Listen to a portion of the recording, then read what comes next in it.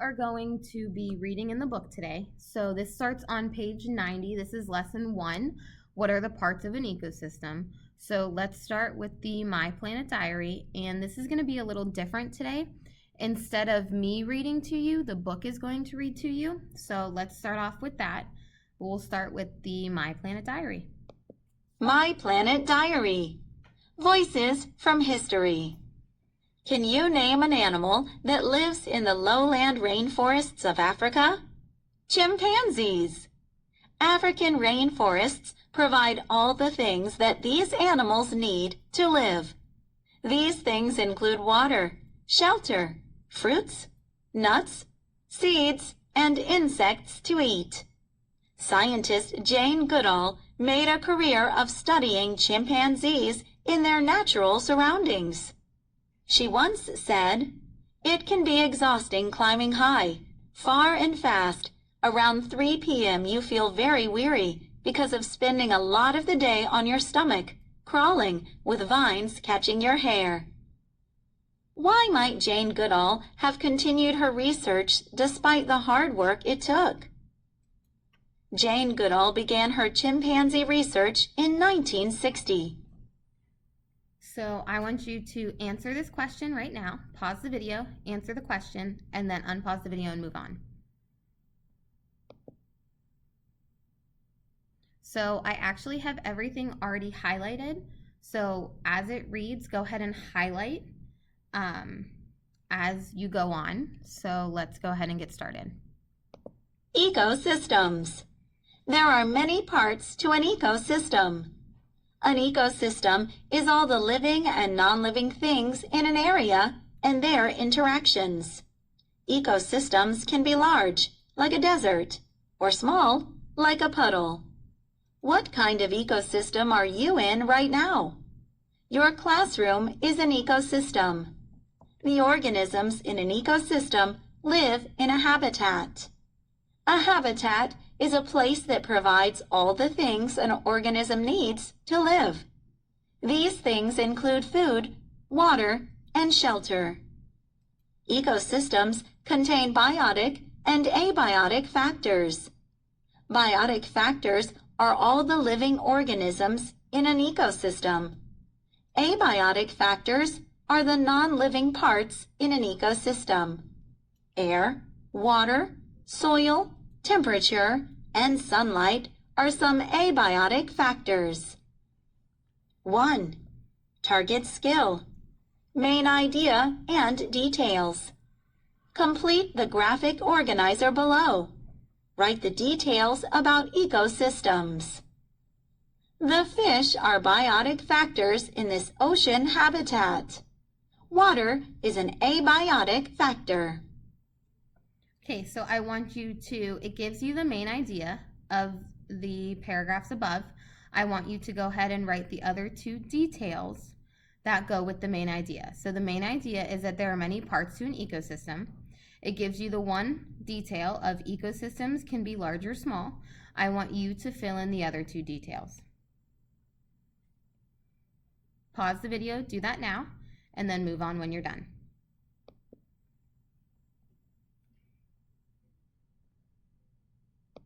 Types of ecosystems. There are many different types of ecosystems. The abiotic factors in an ecosystem often determine what kinds of organisms live in it. For example, only organisms that can withstand the extreme heat and dryness of a desert can live there. Organisms living in an ecosystem often have similar traits or characteristics. These traits help them survive in their ecosystem. Frogs, turtles, and alligators have webbed feet that help them swim in a water ecosystem, such as a swamp. All types of ecosystems contain populations and communities. A population is a group of organisms of one species that live in an area at the same time. A population may be all the oak trees in an area. Different populations in an area make up a community. A community may have populations of oak trees, maple trees, and pine trees. Members of a community depend on one another to fill needs, such as food and shelter. 2. Identify. Read the description of the ecosystems on these pages. Underline the details in each description that tell how some organisms survive in their environment. 3. Classify. What is an example of a population in the picture below of the coral reef?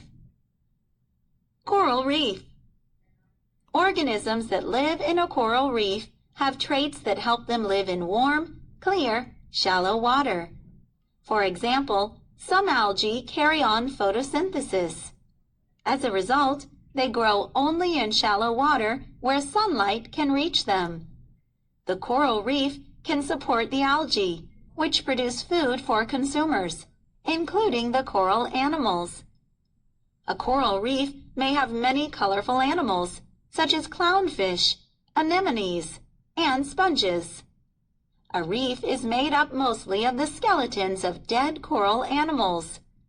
The coral animals on the top part of the reef are alive. Okay, on this page, I want you to skip number 2, and I want you to do number 3. So what is an example of a population in the picture below of the coral reef? Remember, a population is a group of organisms of one species that live in an area. So I want you to just do number 3. Do not do number 2. Pause the video, answer number 3, and then go to the next page. Tropical rainforest. The traits of organisms that live in a tropical rainforest help them survive in a warm, rainy climate all year long. The shape of the leaves of some plants cause raindrops to fall off the plants quickly. The high amount of moisture in the air allows other plants, such as orchids, to grow on trees, not in soil. Butterflies, tree frogs, monkeys, and parrots are some animals that live in this ecosystem. Desert. Deserts have little rain. Most have hot days and cool nights. Some deserts have sand dunes. Some are rocky. Others are covered by a layer of salt. Organisms living in the desert have traits that help them survive the hot, dry conditions. Plants, such as cactuses, can store water in their stems when it rains. To deal with high temperatures, many animals rest during the day. Animals such as coyotes, desert tortoises, lizards, and rattlesnakes live in deserts in the United States. Tundra. The traits of organisms that live in a tundra help them survive cold weather with little rain. Thick fur coats cover many of the animals that live there.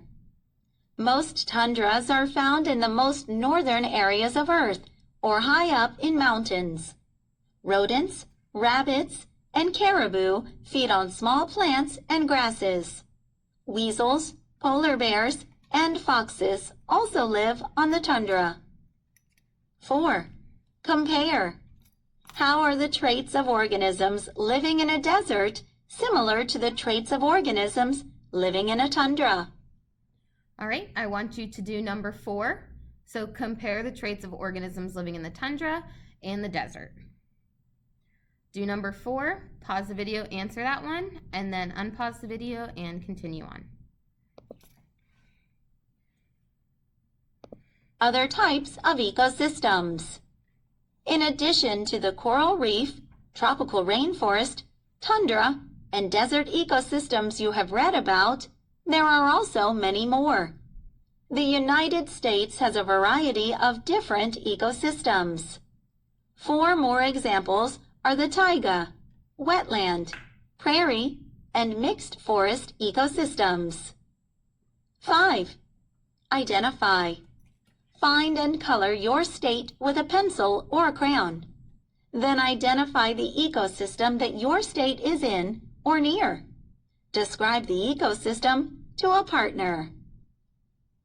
Taiga. Trees such as fir, spruce, and hemlock are some of the plants that are able to live in the taiga. The taiga has harsh, long, cold winters, and most land has soil that is low in nutrients. Some small animals, such as squirrels, birds, and insects, eat berries and the seeds of trees. Larger animals, such as elk and moose, eat tree bark and young plants. Predators, such as hawks and grizzly bears, eat other animals. Mixed forest. The mixed forests are home to many types of trees and animals. Trees such as oak, maple, and beech lose their leaves in the winter. As the leaves decompose, they return nutrients to the soil below. Shrubs and small plants grow in the mixed forest. Songbirds, deer, bears, and raccoons are some common animals. In the cold winter of the mixed forest, many animals hibernate. Many birds migrate to warmer areas for the winter. Okay, you can skip number 5, so you don't have to do number 5.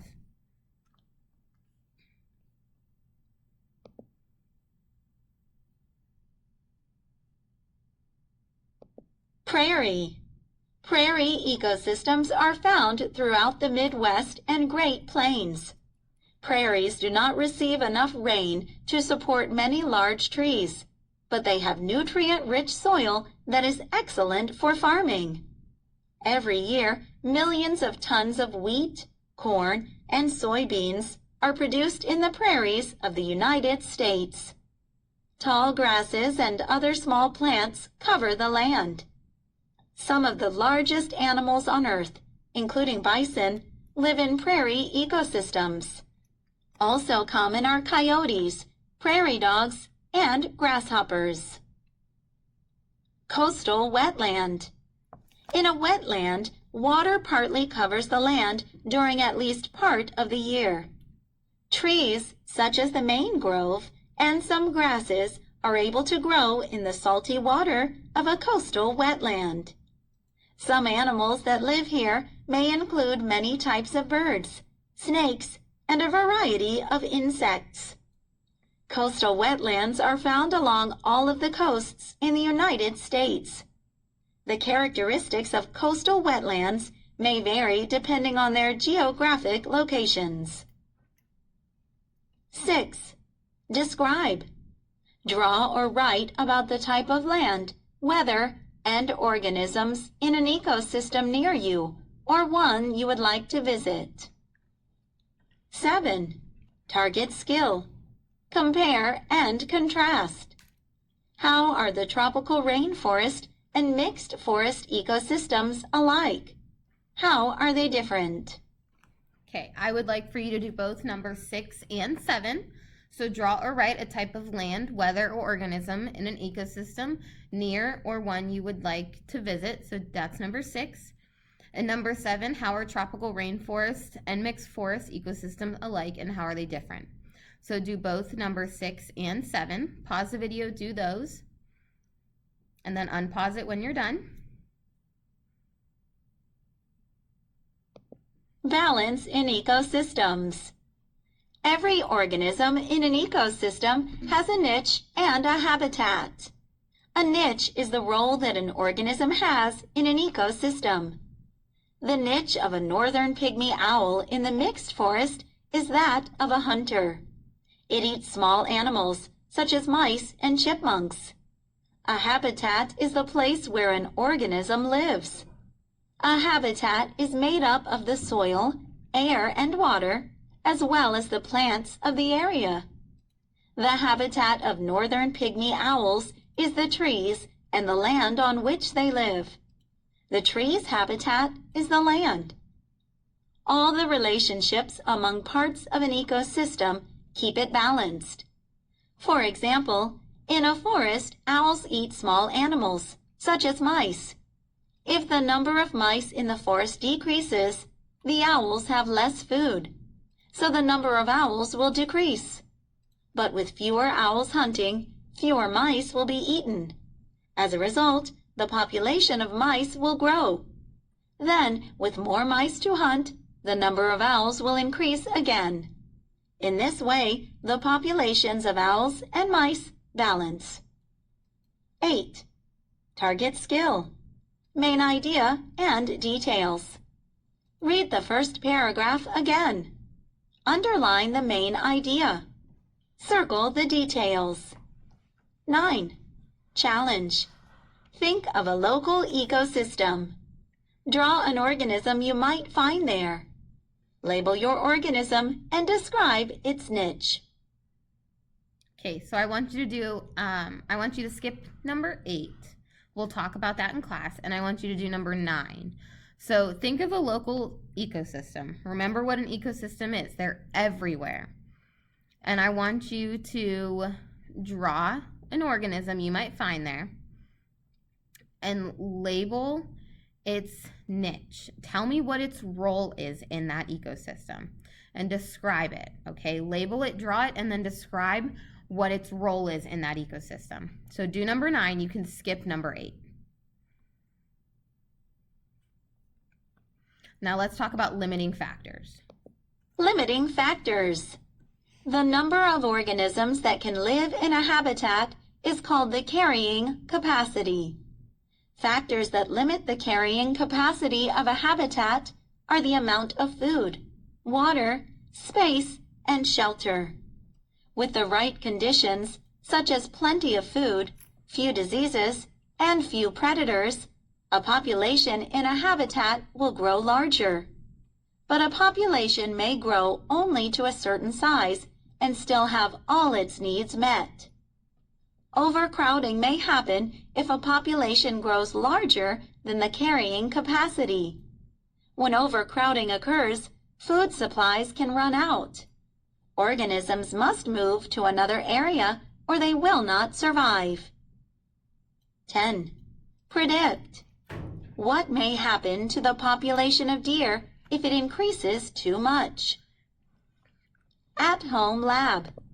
Okay, so I want you to do number 10. I want you to predict what would happen if the population of deer increases too much. What would happen to the ecosystem? What would happen to the people? What would happen to the deer? What would happen to just the environment and all? Number 11 says to identify an ecosystem near where you live. Describe what's living and non-living in that ecosystem. So just look out the window. What do you see? What's living, what's non-living? What's in that ecosystem? And then number 12, just compare how the traits of some plants living in the tropical rainforest are similar. And that's all I need you to do for this one.